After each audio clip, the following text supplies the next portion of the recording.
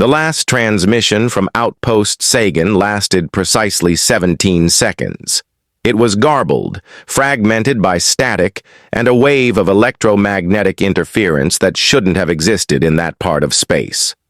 Technicians at the Terran Communications Array tried to recover the full message, but all they could piece together was a single sentence, spoken by a calm, male voice just before the signal cut out entirely.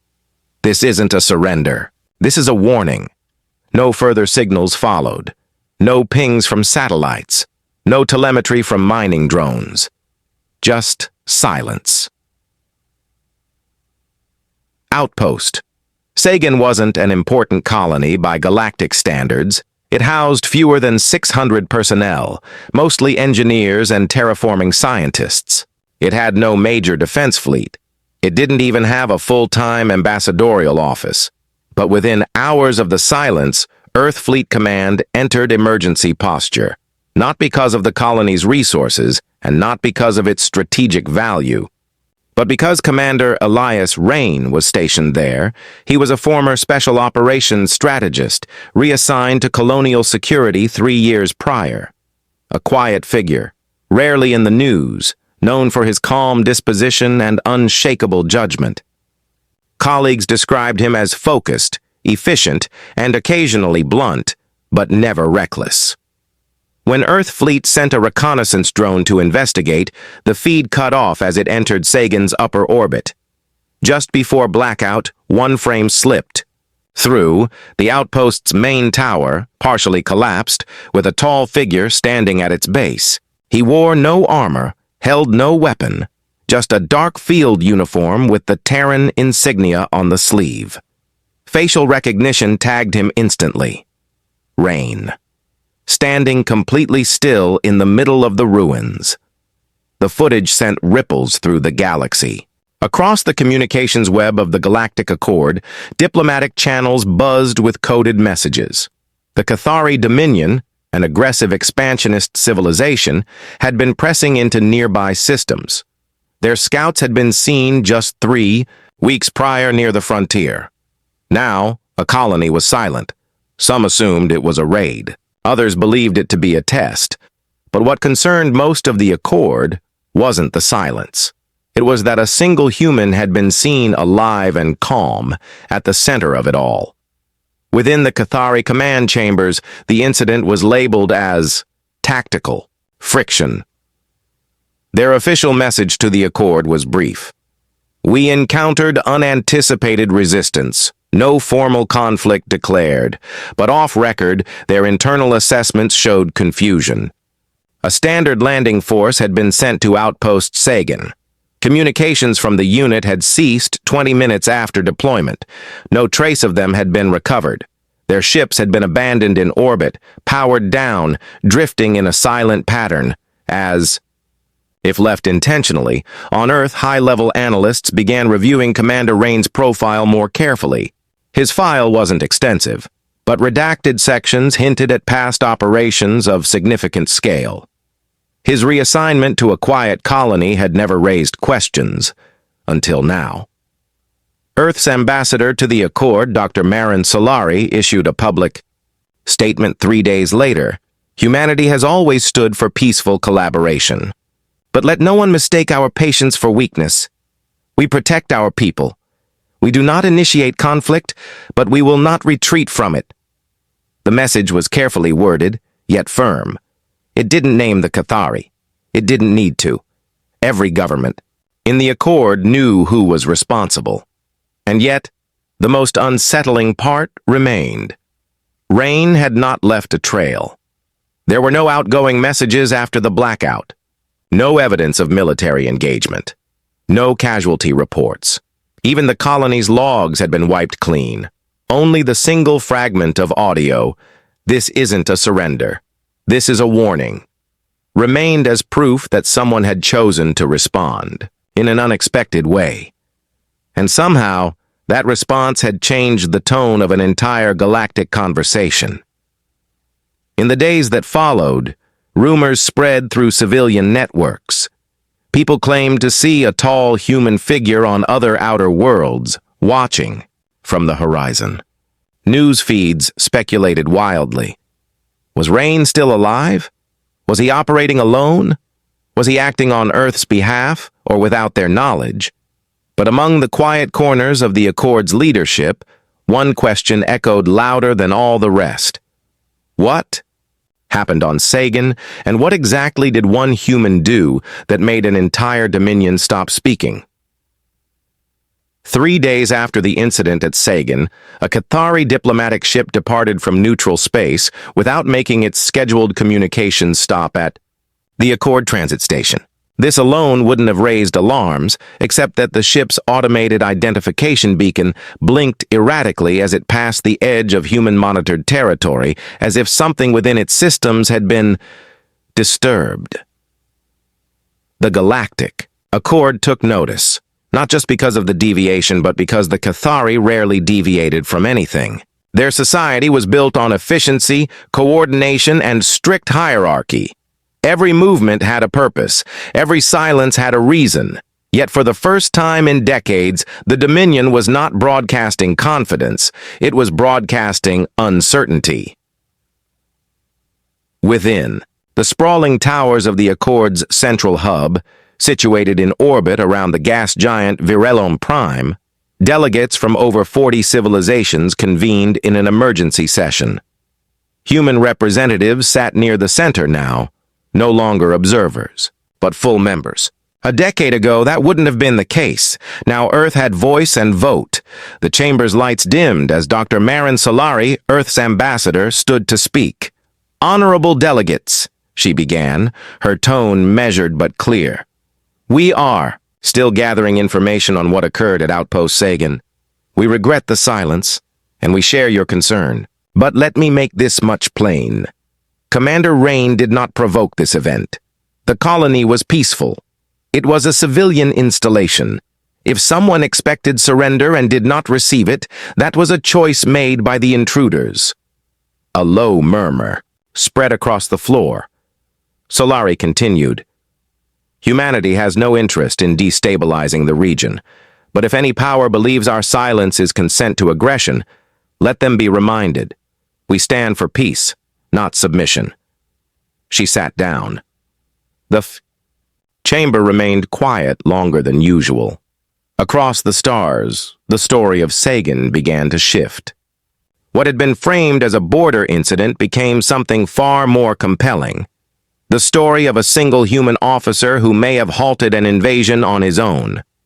The data was still incomplete. No footage had emerged beyond the final image. Rain, standing in the ruins of the outpost, alone, calm, unarmed. But that image was enough. Civilian channels picked it up. Artists reimagined it. The silhouette became a symbol, one figure standing still, while the sky behind him burned. Children in Martian schools began asking who Rain was. On orbital platforms above Europa, space workers printed his likeness on small metal plates for luck. And in the minds of those living far from Earth's core systems, the message was clear. Someone was willing to stand when no one else could. Within the Cathari Dominion, internal tensions began to surface. Their High Council met behind closed doors, reviewing incomplete battle reports. None of their ground teams had returned from Sagan. The atmosphere dropships were found later, docked neatly in orbit, untouched. No distress signals had been sent. This was not defeat. This was something else. One commander, a rising strategist named Valen, stood before the council and raised a question that made others uncomfortable. What if this was not an act of resistance, but a demonstration? Some dismissed the idea, others took it seriously. The Cathari had always assumed that strength was best shown through overwhelming numbers. But here was a case where strength was shown through calm precision, and it had left a scar without ever becoming a battle. On Earth, Fleet Command reviewed satellite scans and system anomalies.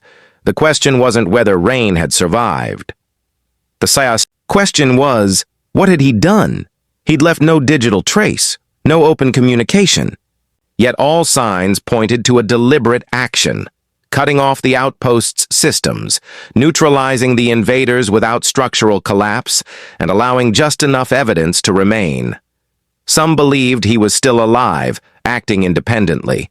Others thought he was following an order no one remembered giving. But one thing was certain. The event had created ripples. Across the Accord, previously indifferent civilizations began updating their files on humanity. They shifted the status of Earth from developing power to strategic uncertainty, a subtle bureaucratic term. But in political circles, it meant something far more serious. No one quite knew what humanity was capable of anymore, and that, more than anything, changed the conversation. The stars along the Orion edge pulsed with quiet tension. Scout ships from the Cathari Dominion moved carefully now, keeping their distance from human systems. Patrols once bold had grown more cautious, and though the skies remained still, the unspoken truth spread from world to world like static on a long-range broadcast. Something had changed. The border had not shifted. The treaties had not been rewritten. And yet, the invisible line between human space and Cathari territory had taken on new weight, more than any fleet or fortress could give it. Because now, every system near that border carried one question on the minds of its residents. What if he's watching? The Dominion's command network, known as the High Lattice, circulated restricted reports that painted an unfamiliar picture of conflict. Cathari ground teams had engaged on 3 minor moons in the sector, each with minimal human presence. In each case, the result was the same. Silence. No battles. No resistance. Just absence. Equipment malfunctioned. Communications failed. Autonomous drones reported that command posts were empty before their own systems shut down. It wasn't war. It was like something had anticipated every move they made and quietly removed them from the board. Over and over, one pattern repeated. No bodies, no destruction, no sign of a struggle. But always, always one thing left behind. A small metal disc pressed into the soil, bearing a single emblem, a silhouette. Standing alone, Cathari commanders reviewed these findings with growing concern. To them, symbols were a form of cultural storytelling. But humans weren't known for subtlety. They fought directly, they argued loudly, and they left little to the imagination. Or so the Cathari had always believed. Now that belief was under question.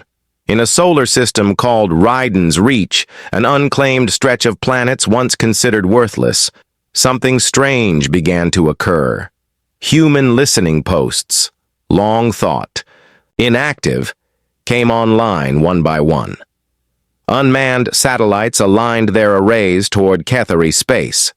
The timing was not a coincidence. A small Dominion fleet approached to investigate. Their vessels passed into the system without resistance. No weapons. Locked on, no signals challenged their approach. But as they drifted toward the nearest listening station, all of their systems froze. Engines, navigation, life support, all still operational, but unresponsive to input. Then a single message blinked across every console in the same precise moment. This sector is observed. Proceed, and you accept the consequences. Then, just as suddenly, systems returned to normal. The fleet retreated without discussion. On Earth, the Council of Systems convened in quiet. Human leadership did not celebrate what had happened at Sagan. There were no public parades, no bold declarations. There was only strategy. High Admiral Serin, a veteran of the serious conflicts, reviewed every satellite trace and drone feed they could recover. She studied the events without fanfare. When one of her aides asked if Earth was preparing for war, her answer was simple. No, we're preparing for what comes after one. Far from Earth, on a relay station orbiting a dead world, a maintenance team found something strange. An automated repair drone had returned early from a route it had never been assigned. It carried no external damage, but its internal systems had been manually overridden. Inside its cargo bay was a sealed container marked with Rain's old security code. There was no message, just a recording. A timestamp from the day Sagan went dark. The file contained only visuals, low-resolution footage of Rain walking through the dust, stepping calmly past Cathari landing craft, their pilots stunned into stillness. No weapons drawn, no battle underway. Just a man moving through a battlefield that never began. Then the file ended. In the great halls of the Galactic Accord, whispers grew louder. Some believed that Elias Rain was no longer working alone. Others wondered if he was even still alive, or if humanity had built something in his image. The most careful diplomats didn't speculate aloud. They just revised their strategy documents to include a new term beside Earth's entry, unpredictable. Determined, and above all, resolute. What began as a border dispute was becoming something much larger, and somewhere beyond the stars, quiet signals moved from one human outpost to the next, steady, encrypted, and repeating the same phrase in over a dozen languages. Watch the line, hold the silence, he is not finished yet. The galaxy watched in silence as a new pattern took shape, one unlike any before. Human fleets did not surge forward in waves of warships. Instead, they moved quietly, deliberately, through systems that others had abandoned, spreading influence without confrontation. In Cathari command halls, this puzzled many. The Dominion's military thrived on overwhelming force, on swift and decisive strikes. But here, they faced something intangible. Humans were claiming space not by conquest, but by presence. High Commander Talvakar, an elder of the Cathari Military Council, spoke gravely to his peers. Our patrols return confused, no battles fought, yet we lose ground without a fight. We face a power beyond weapons, a will we cannot grasp. His words hung heavy in the chamber. Many wanted to dismiss this new threat as mere trickery, but whispers circulated of one human, a lone figure named Elias Rain, who had become a symbol of resistance, appearing in unexpected places, always calm, always unarmed. The true turning point arrived with an unexpected strike. The Cathari targeted Delantris Station, a peaceful trade hub near neutral space, hoping to send a clear warning. The station was undefended, no weapons, no fleet, only civilian crews. As the Dominion fleet moved in, their systems began to fail. Targeting flickered, communications dropped, navigation stalled. For 11 minutes their ships drifted helpless. Then a single Terran vessel approached, small and unarmed, broadcasting one message: "Leave.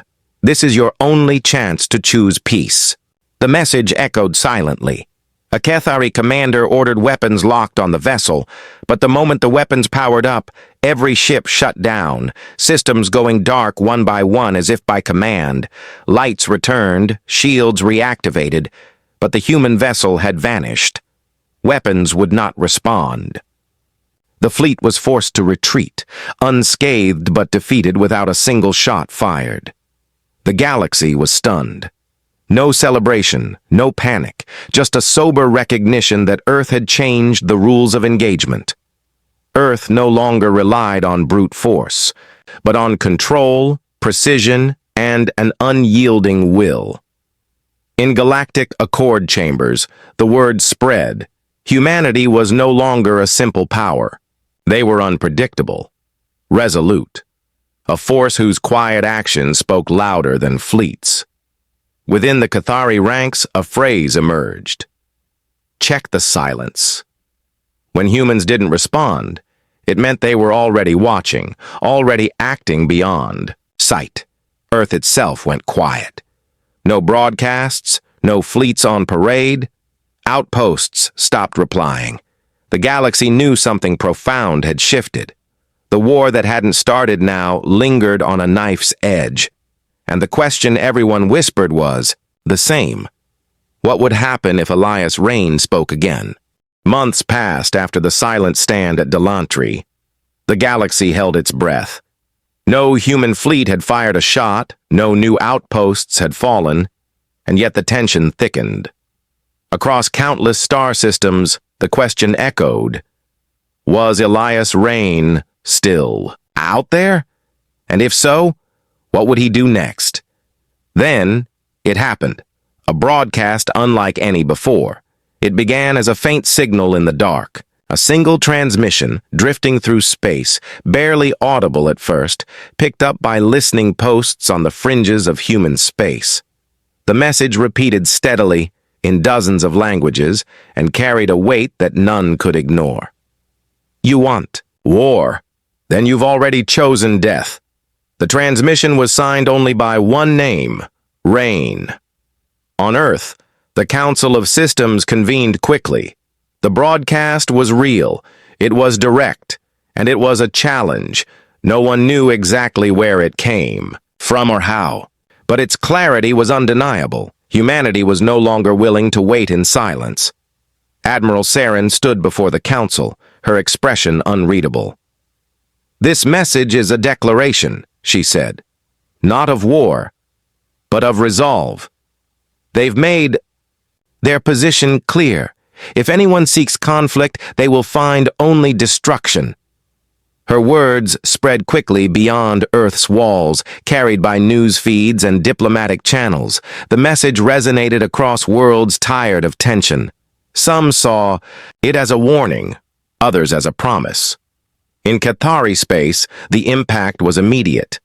The High Council gathered in emergency session. Elder statesman Talvakar addressed the assembly. This is no longer a border dispute, he said grimly. This is a challenge. Rain's voice is not just a symbol, it is a call to action. We must respond, or risk losing everything we hold. But not all agreed. Some younger voices argued for caution, suggesting the message was meant to provoke, to test the Dominion's limits. They urged patience, negotiation, and understanding. Yet the more traditionalists saw it differently. They believed silence had ended. The quiet before the storm was over. Meanwhile, deep in the void between stars, human fleets prepared in secrecy. Outposts activated systems once dormant. Supply lines shifted into higher gear. But no grand speeches were made. No fleets paraded into battle formations. Instead, every move was calculated, measured, and deliberate. In command centers, officers monitored every signal, every flicker of activity. They knew that the galaxy was watching, and they knew the real war was no longer about fleets or weapons, but about control. Back on the Cathari frontiers, the first sign of action came unexpectedly. A Cathari patrol discovered an uncharted asteroid. Belt, one they had passed through hundreds of times before, had been transformed. Human engineers had carved the rock into a massive listening array, capable of monitoring all transmissions across multiple systems. No weapons, no soldiers, just observation. The patrol commander reported, "It is a warning. They watch us now, closer than ever." In the shadows of the Galactic Accord, secret meetings began. Representatives from neutral worlds reached out to human envoys in private. "We seek peace," one delegate said quietly. "But we fear the rising storm. What is it that you truly want?" Ambassador Solari replied calmly. "Peace, stability, but not at the cost of weakness. Humanity will defend its own, and it will do so with precision and certainty." The message was clear. The galaxy could either choose cooperation or face the consequences. Far beyond the frontiers, in the empty reaches where few dared to travel, a lone figure watched the stars. Elias Rain. He was no longer just a man. He had become an idea, a force that shaped the tides of fate. And now his voice had broken the silence that had held the galaxy in uneasy balance. Rain knew what the future held, a conflict not fought just with weapons, but with will, resolve, and the courage to stand alone. As the galaxy braced for what was to come, one truth became undeniable. Humanity would no longer hide in the shadows. They had spoken, and the voice from the dark promised this. If you want war, then you have already chosen death. The Galactic Accord had always been a fragile web of alliances and rivalries. Neutral worlds balanced delicate treaties, trade agreements, and promises of peace. But now, with the rising tension between humanity and the Cathari Dominion, the Accord found itself under a shadow unlike any before. Ambassador Solari stood in the marble halls of the Accord's central chamber. The atmosphere was heavy with unease. Delegates from dozens of species whispered in hushed tones, their eyes flickering with worry.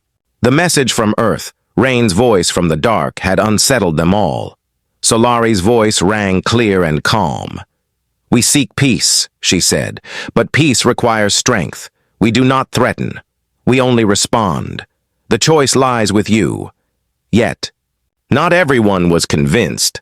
The Zintari delegate, known for their sharp wit and cautious stance, leaned forward. "Strength without wisdom leads to ruin," they warned. "Your message may bring enemies closer, not keep them at bay." The Cathari representative bristled but remained silent. Behind the scenes, Dominion leaders debated fiercely. Some favored diplomacy, others urged preparation for full-scale war. Meanwhile, beneath the polished floors of the Accord's halls, covert operations stirred.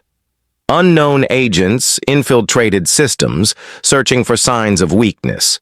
Suspicious transmissions appeared, masked in static but traced back to shadowy corners of the galaxy. Both human and Cathari intelligence networks scrambled to identify the source. On Earth, Admiral Saren reviewed new intelligence reports late into the night.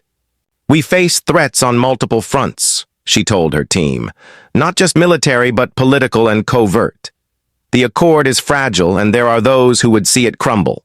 Her gaze hardened. "We must be ready for open conflict or subtle sabotage." In the outer sectors, the Cathari took their own measures. They fortified key systems, deployed new fleets, and accelerated weapons development. But the memory of Delantri still haunted them. Their power had limits against an enemy who did not fight as expected. Amid this turmoil, a secret summit was arranged on a remote moon, far from the prying eyes of the galaxy. Representatives from Earth, the Cathari Dominion, and several neutral worlds met in cautious dialogue. For the first time, Rain's influence was felt directly, not through broadcasts or symbols, but through those who spoke in his name. They proposed a fragile ceasefire, a chance to step back from the brink. The Cathari delegation was skeptical, but intrigued. "Your actions unsettle us," their leader said, "but we see the wisdom in avoiding needless bloodshed." The humans agreed, but with a clear warning: peace would require respect for boundaries and acknowledgement of humanity's resolve. Back on Earth, Rain remained a ghost among the stars.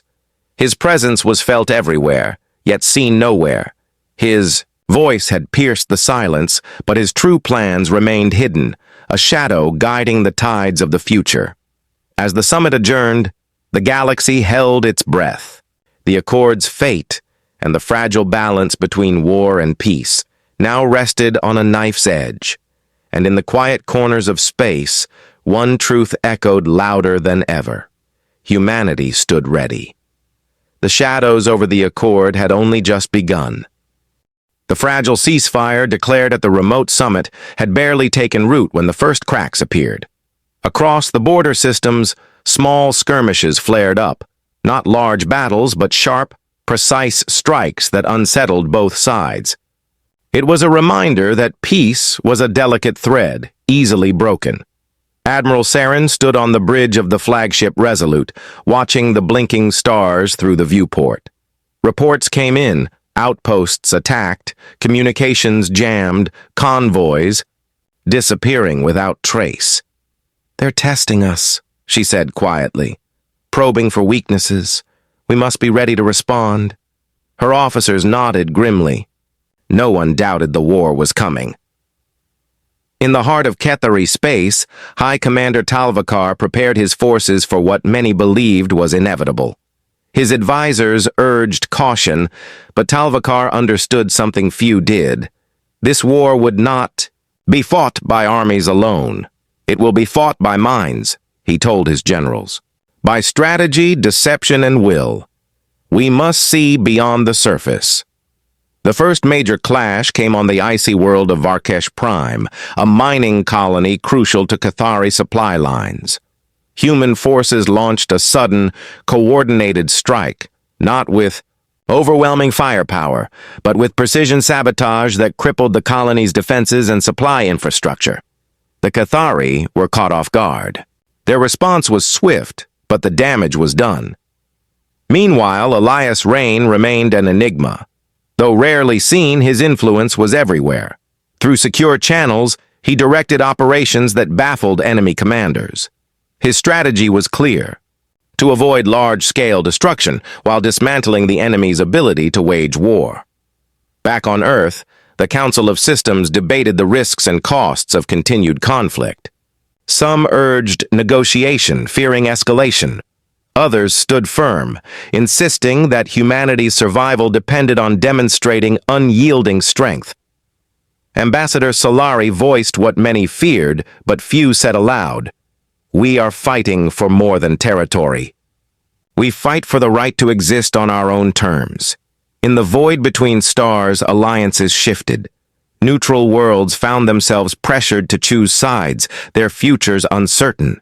Some secretly supported humanity's cause, seeing in Earth's determination a hope for a new order. Others feared the consequences of a wider war.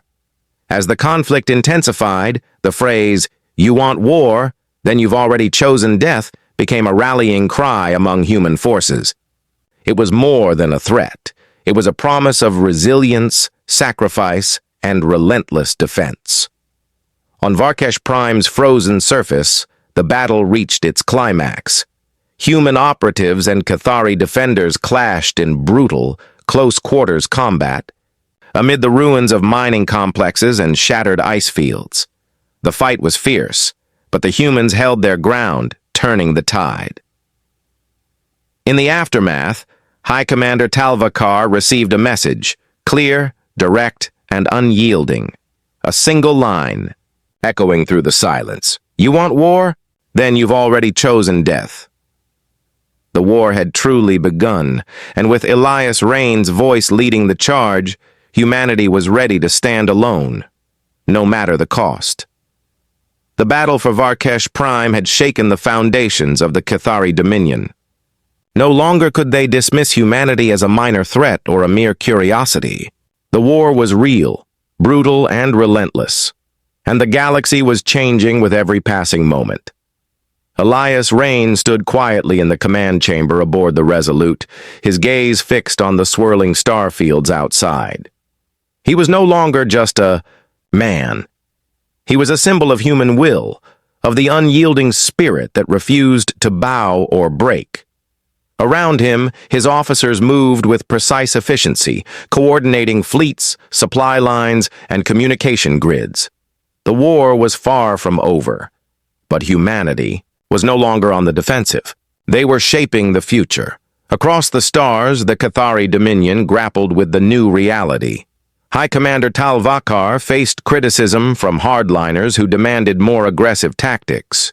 Yet he knew that brute force alone could not win this conflict. We must adapt, he insisted. Understand our enemy's strength lies not in weapons, but in their resolve. The Galactic Accord, once a fragile alliance, began to shift. Neutral worlds reconsidered their positions as humanities. Influence grew. Some pledged support, offering resources and intelligence. Others sought peace through diplomacy, fearful of the war's growing reach. On Earth, celebrations were tempered by the knowledge that sacrifices had been made. Families mourned lost loved ones, but there was also pride, a shared understanding that humanity had stood alone against impossible odds and refused to yield. Amid the ruins of Varkesh Prime, soldiers from both sides buried their dead and honored courage. Respect grew between warriors who had fought fiercely, yet recognized the cost of endless conflict. It was a quiet moment of humanity amid the chaos of war. Back on the Resolute, Elias Rain addressed his crew and allies. His voice was steady, filled with resolve. "We have faced darkness and uncertainty," he said, "but we have also shown what it means to stand firm, to protect what we cherish. The choice before us now is clear. Continue the fight for survival, or reach out and build a future where such wars are no longer necessary." His words echoed through the fleets and colonies, reaching ears across star systems. The message was not one of surrender, nor of conquest. It was a call to rise above conflict and forge a new path, one born from strength, respect, and the hard lessons of war. As the dust settled on the battlefields, a new era began. The galaxy had changed forever. Humanity had proven it would not be broken, that when faced with war, it could stand alone and speak in a voice that no enemy could ignore. War was only the beginning, but the dawn of the new age was already here.